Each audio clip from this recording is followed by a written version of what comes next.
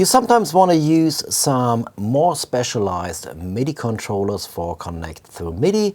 I have an example here like the Oddball, which is a great playful tool because it creates a MIDI note if you let it jump on the floor or if you have it bouncing between your hands. The Oddball is quite sensitive and it needs some specialized setup, and this kind of routing, MIDI routing, can be used for other controllers as well.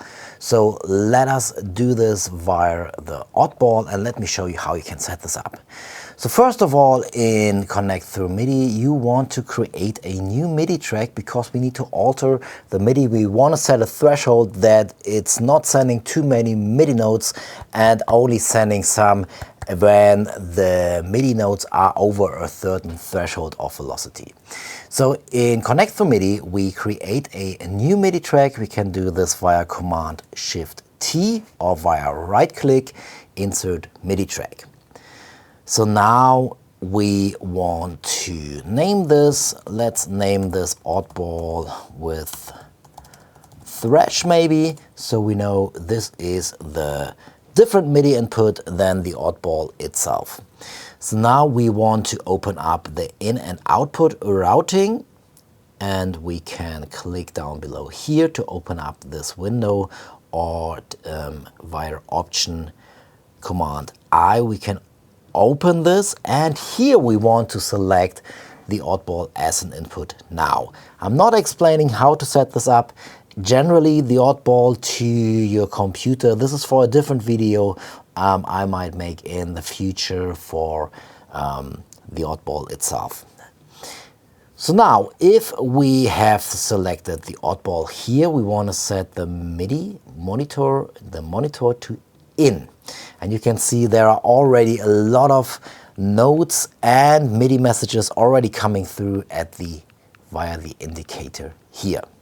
So now we want to apply a MIDI effect, a threshold here. So you have a folder in your downloads here with a simple threshold, and you can use other MIDI effects here, the native MIDI effects from Ableton Live here as well. So now we can see, and if we switch on the monitor, that we are getting quite some values here already in input velocity. If we're hitting that just really low here already. So maybe let's set the threshold up to something like around 40 maybe. So only notes which have a velocity over 40 now will get passed through. So now we need to set up and route the altered MIDI via this track to be received in Connect Through MIDI. So let's go into Connect Through MIDI. We can go on the main view, click on the main track button here, and then open the window, or via 1, which I per default set up to trigger the open and close window here. So now we hit refresh again because we have set up new MIDI inputs. And now we have the odd Bluetooth, which is the direct MIDI connection here, and we have this track we just created, the Oddball with Thresh. And this is the one we want to select. And let's set this to player 1, maybe connect it to the melody. And when I now play marimba, for example, here,